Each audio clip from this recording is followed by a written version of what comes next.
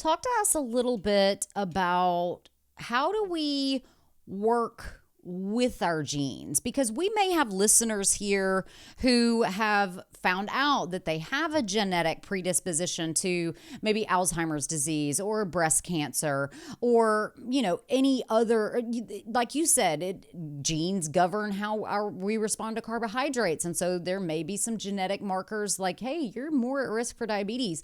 So how do we work with our genes instead of trying to fight them, which I think happens a lot among the Down syndrome. Children who are diagnosed with Down syndrome, it used to be considered just like this horrible thing. And now we have children that thrive and live extremely long and rich and full lives. So how do we work with our genes instead of against them? Yeah. And even something like Huntington's, Huntington's is really kind of like that ultimate, I think what a lot of people feel is the kiss of death with motor function loss. But so I'm going to answer your question, but I just got to share this new research. There's a new paper that just came out where they were talking about a thiamine transporter there's an issue there. And so thiamine is very, very important in the brain, helps us metabolize carbohydrates, responsible for so many different enzymatic reactions. And what they found was that people who had Huntington's had lower levels of thiamine and biotin in their cerebral spinal fluid, their CSF. And if they gave them more and they were actually able to kind of overwhelm that transporter and get it into the brain, their symptoms improved. So even there, that's another example of working with your genes. But I think that the three areas we really, it's fascinating for us to learn more about our genes. So first thing is you have to test, not guess, because if you don't know that blueprint to you, and remember, it's a reference guide, you get back so much information. We really try to distill it down and make it manageable, but there's just still a lot of information. So it's something you put on your shelf and you pull it down when you have a question, you read a new study, you hear something new from Lindsay. It's like, then you go and you check your genetics. Does this make sense about what my report says? So exercise, diet, and sleep. Those are three fundamental areas that impact literally every single part of our life.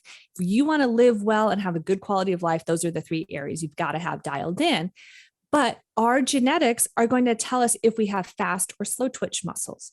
They're going to tell us if we do better with carbohydrates or protein. They're going to tell us how we do with saturated and unsaturated fats. Mm-hmm. Because some people are just more sensitive. So I'll give you an example. APOA2, more sensitive to saturated fat, specifically the dairy kind. So if you have that, and you decide to go on a keto diet or more of a higher fat diet, don't use dairy because you're probably going to gain weight.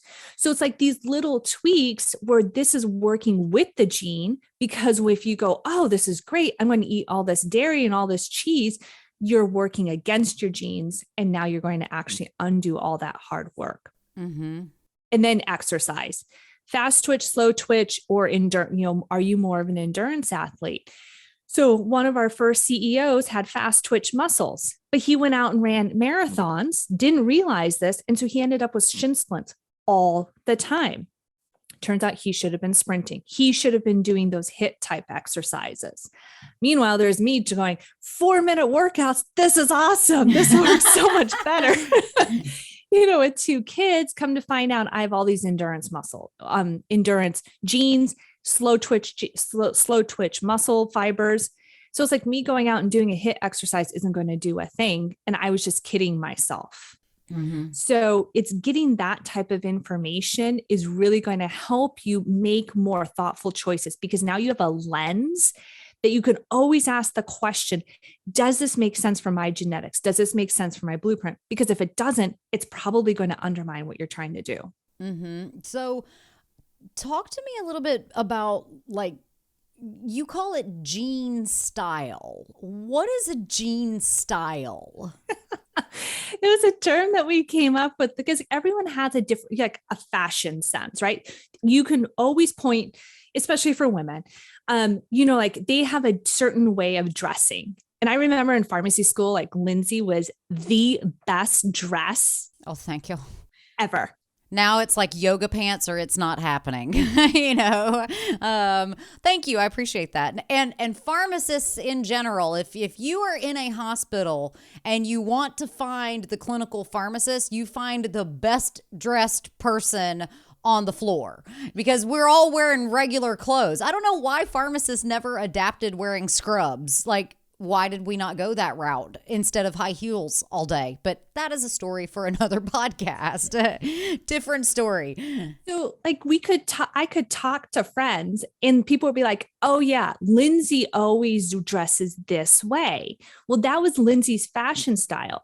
But on the inside, you have your own jean style. So what does that look like to you? And I think really just like we develop style guides for businesses and for websites, you need a jean style guide to who you are, where your predispositions, because that's where you're going to focus. So like for me, type 2 diabetes, blood sugar control, insulin resistance, that's where I light up genetically.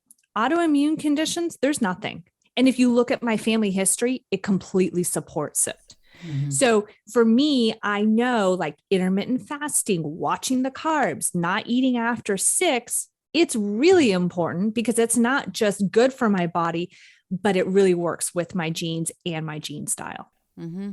So you're able to kind of take a look and decide of all the health and wellness advice that we get, one of the biggest problems is everybody just tries to make it so generic. Like, hey, everybody gets the same advice, but it doesn't work, And I love your story about slow twitch versus fast twitch muscle, something I've absolutely never heard of that may make you like, no, actually running a marathon is going to be potentially harmful for you. And greater risk of injury. Yeah, too.